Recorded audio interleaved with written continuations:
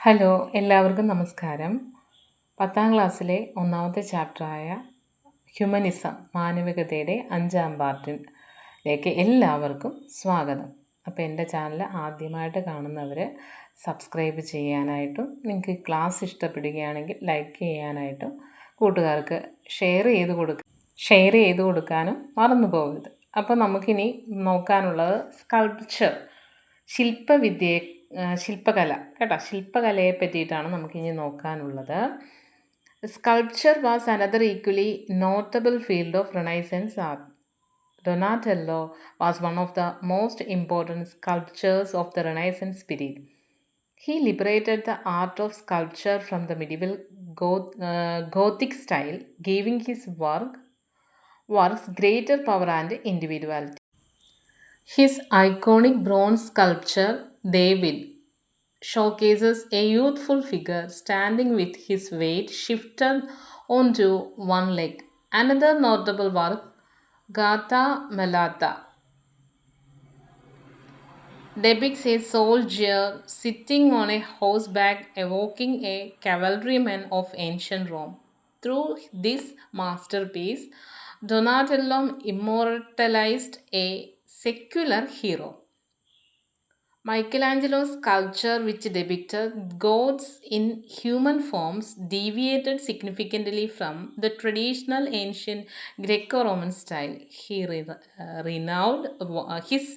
His renowned works such as Pieta portrays Virgin Mary with Jesus Christ on her lap and the majestic sculpture of David have cemented his legacy as an immortal artist.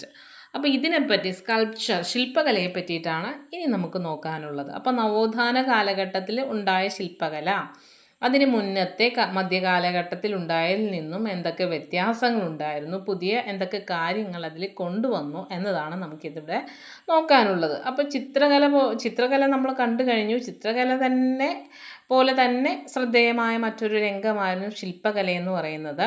ആ ശില്പകലാ കാലഘട്ടത്തിൽ വളരെ പ്രശസ്തനായിട്ടുള്ള ഒരു ശില്പി എന്ന് പറയുന്നത് ഡൊണാട്ടെല്ലോ ആയിരുന്നു. ഡൊണാട്ടെല്ലോ കേട്ടല്ലോ. അപ്പം മധ്യകാലഘട്ടത്തിൽ ഗോതിക് ശൈലിയായിരുന്നു അവർ ഉപയോഗിച്ചിരുന്ന ഗോതിക് ശൈലി. ആ ഗോതിക് ശൈലിയെപ്പറ്റി നമ്മൾ അടുത്ത പേജിൽ പറയുന്നുണ്ട് എന്താണ് ഗോതിക് ശൈലി എന്ന്.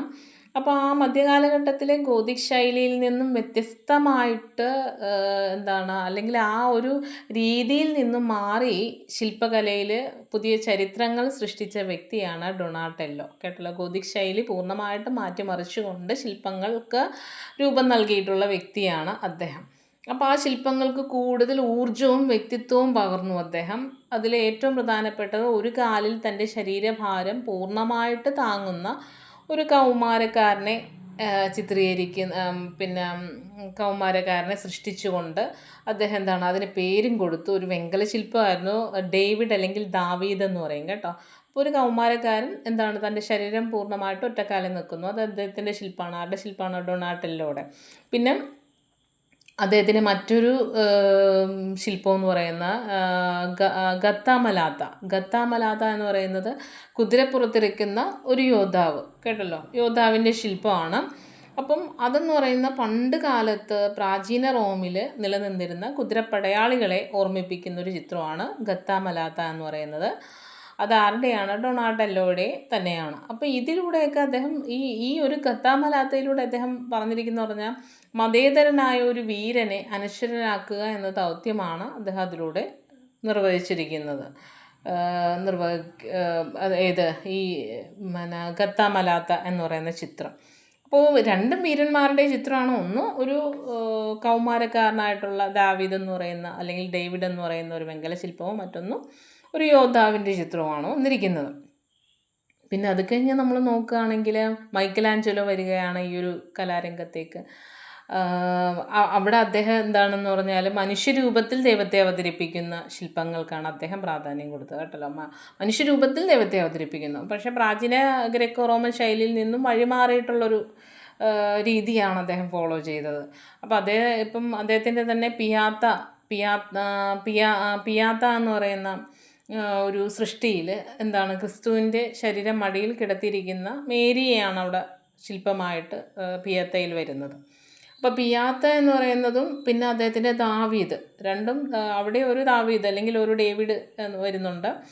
ആ രണ്ട് ചിത്രങ്ങളും രണ്ട് പേരാണെന്ന് മനസ്സിലാക്കിക്കോളാം. മൈക്കലാഞ്ചലോയുടെയാണ് ഒരു ഡേവിഡ് വരുന്നുണ്ട്, പിന്നെ ഡൊണാട്ടെല്ലോയുടെ ദാവീദും വരുന്നുണ്ട്. മൈക്കലാഞ്ചലോയുടെ പിയാത്ത പിന്നെ അതുപോലെ തന്നെയാണ് ദാവീദും. അത് രണ്ടും പിയത്തയും അതുപോലെ തന്നെ ദാവീദും മൈക്കലാഞ്ചലോ സൃഷ്ടിച്ചതാണെന്ന് മനസ്സിലാക്കി വെക്കുക. ഇനി അതിനുശേഷം നമ്മൾ നോക്കുകയാണെങ്കിൽ അത് രണ്ടും മൈക്കലാഞ്ചലോയുടെയാണെന്ന് മനസ്സിലാക്കി വെച്ചോളുക. ഇനി അടുത്ത് നമുക്ക് നോക്കാനുള്ളത് ആർക്കിടെക്ചറാണ്. ആർക്കിടെക്ചർ എന്ന് പറയുന്നത് വാസ്തുവിദ്യ. Architecture was another field that witnessed transformation besides painting and sculpture. Filippo Brunelleschi set a new style in architecture, quite different from the Gothic architecture style of the medieval period. Influence of ancient Greco-Roman style is evident in the cathedral he built in Florence. The lofty towers found in Gothic style were replaced with domes. Later in the St. Peter's Basilica, built under the supervision of Michelangelo and Bernardi, this style is more evident.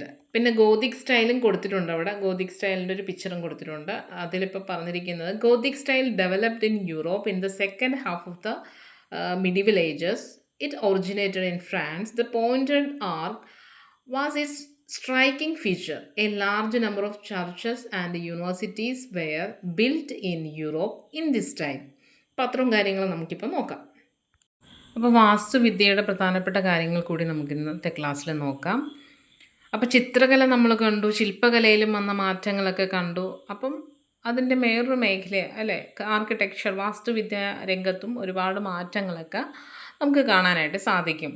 അതിൽ പ്രധാനപ്പെട്ടൊരു വ്യക്തി ഇതിലേക്ക് വരുന്നത് ഫിലിപ്പോ ബ്രൂണലെസ്കിയാണ് കേട്ടോ. വാസ്തുവിദ്യ രംഗത്ത് പുതിയ ശൈലിക്ക് തുടക്കം കുറിച്ച വ്യക്തിയുടെ പേരാണ് ഫിലിപ്പോ ബ്രൂണലെസ്കി.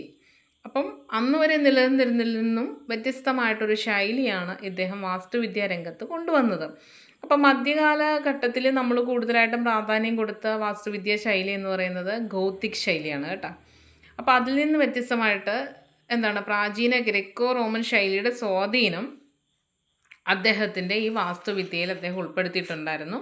അതായത് ഫ്ലോറൻസിൽ അദ്ദേഹം ഒരു കത്തീഡ്രൽ നിർമ്മിച്ചിട്ടുണ്ട്. അത് ഈ ഗോതിക് ശൈലിയിൽ നിന്നും വ്യത്യസ്തമായിട്ട് ഗ്രെക്കോ റോമൻ സ്റ്റൈലിലാണെങ്കിലും ഗോതിക് ശൈലിയിൽ നിന്നും വ്യത്യസ്തമായിട്ടുള്ളൊരു ശൈലി, അതായത് മധ്യകാലഘട്ടത്തിൽ നിന്നും നിലനിന്നതിൽ നിന്നും വ്യത്യസ്തമായിട്ടുള്ളൊരു ശൈലിയാണ് അദ്ദേഹം ഫോളോ ചെയ്തത്. അപ്പോൾ അതിലെ പ്രത്യേകത എന്ന് പറഞ്ഞാൽ പിന്നെ ഗോതിക് ശൈലിയിലെ ഉയർന്ന ഗോപുരങ്ങൾക്ക് പകരം താഴികക്കുടങ്ങളാണ്. അപ്പോൾ അതിൻ്റെ ഒരു പിക്ചർ, ഗോതിക് ശൈലിയുടെ ഒരു പിക്ചർ അവിടെ കൊടുത്തിട്ടുണ്ട്. അവിടെ എന്ന് പറഞ്ഞാൽ കൂർത്തിരിക്കും അതിൻ്റെ മോൾ ഭാഗം എന്ന് പറയുന്നത്. അപ്പം അത് ഉയർന്ന ഗോപുരങ്ങളായിട്ടാണ്. പക്ഷേ ഇവിടെ നമ്മൾ ആ ഒരു ശൈലിയല്ല ഇവിടെ അദ്ദേഹം ഫോളോ ചെയ്തത്, പകരം താഴികക്കുടം ആണ് നമുക്ക് കാണാനായിട്ട് സാധിക്കുന്നത്. അതിൻ്റെ ഒരു പിക്ചർ കൊടുത്തിട്ടുണ്ട്. നിങ്ങൾക്കത് കമ്പയർ ചെയ്യുമ്പോൾ നിങ്ങൾക്ക് അതിനെ മനസ്സിലാവും. അതുപോലെ തന്നെ മൈക്കലാഞ്ചലോ, ബ്രഹ്മാത്തെ തുടങ്ങിയവരുടെ നേതൃത്വത്തിൽ റോമിൽ പണി കഴിപ്പിച്ചിട്ട് സെൻറ്റ് പീറ്റേഴ്സ് ബസീലിക്കയും ഈ ശൈലിയിലാണ് നിർമ്മിച്ചിരിക്കുന്നതെന്ന് മനസ്സിലാക്കുക. സെൻറ്റ് പീറ്റേഴ്സ് ബസീലിക്ക കൊടുത്തിട്ടുണ്ട് അതിൻ്റെ ചിത്രം. അതുപോലെ തന്നെ ഗോതിക് ശൈലി എന്ന് പറഞ്ഞ് കൊടുത്തിട്ടുണ്ട്. അപ്പോൾ ആ രണ്ട് ചിത്രങ്ങളും തമ്മിൽ നിങ്ങൾക്ക് കമ്പയർ ചെയ്യുമ്പോൾ മനസ്സിലാകും അത് തമ്മിലുള്ള വ്യത്യാസം എന്താണെന്ന്. ഇപ്പോൾ ഗോതിക് ശൈലി എന്ന് പറഞ്ഞിട്ട് എടുത്ത് പറഞ്ഞിട്ടുണ്ട്. കാലഘട്ടത്തിലെ രണ്ടാം പകുതിയിൽ യൂറോപ്പിൽ വികസിച്ച് വന്ന ഒരു വാസ്തുവിദ്യ ശൈലിയായിരുന്നു ഗോതിക് ശൈലി. ഇതെവിടെയാണ് ഉദയം ചെയ്തതെന്ന് ചോദിച്ചാൽ ഫ്രാൻസിലാണ്. ഇതിൻ്റെ പ്രത്യേകത എന്ന് പറഞ്ഞാൽ മുനയുള്ള കമാനങ്ങൾ, പോയിൻറ്റഡ് ആർക്ക്, അതാണ് അതിൻ്റെ ഒരു പ്രധാന സവിശേഷതയായിട്ട് പറയുന്നത്. അതിന് പ്രകാരം ഒരുപാട് ദേവാലയങ്ങൾ ആ ഒരു മോഡലിൽ, ആ ഒരു സ്റ്റൈലിൽ ഒരുപാട് ദേവാലയങ്ങളും സർവകലാശാലകളും ഒക്കെ നിർമ്മിച്ചിട്ടുണ്ട് എന്ന് മനസ്സിലാക്കി വെക്കുക. അപ്പം നവോത്ഥാന കാലഘട്ടത്തിൽ വാസ്തുവിദ്യാ ശൈലിയിലും ഒരുപാട് മാറ്റങ്ങൾ ഉണ്ടായിട്ടുണ്ട് എന്ന് മനസ്സിലാക്കുക. അതിലെ പ്രധാനപ്പെട്ട വ്യക്തിയുടെ പേരും മനസ്സിൽ ഉറപ്പിച്ച് പഠിച്ചുകൊള്ളുക. അപ്പോൾ ഇത് നിങ്ങൾക്ക് മനസ്സിലായെന്ന് പ്രതീക്ഷിക്കുന്നു. എവിടെയെങ്കിലും എന്തെങ്കിലും പോരായ്മകൾ നിങ്ങൾക്ക് മനസ്സിലാകാതെയോ അല്ലെങ്കിൽ നിങ്ങൾക്ക് ബുദ്ധിമുട്ടായിട്ട് തോന്നിയിട്ടുണ്ടെങ്കിൽ നിങ്ങൾ കമൻറ്റിലൂടെ അറിയിക്കുക. അപ്പോൾ നന്നായിട്ട് പഠിക്കുക, പ്രധാനപ്പെട്ട കാര്യങ്ങളെല്ലാം നോട്ട് ചെയ്ത് വയ്ക്കുക. കൂടുതൽ വായിച്ച് ഓരോ കാര്യങ്ങളും ഓരോ വ്യക്തിയെയും നമ്മുടെ മനസ്സിലേക്ക് കൊണ്ടുവരിക.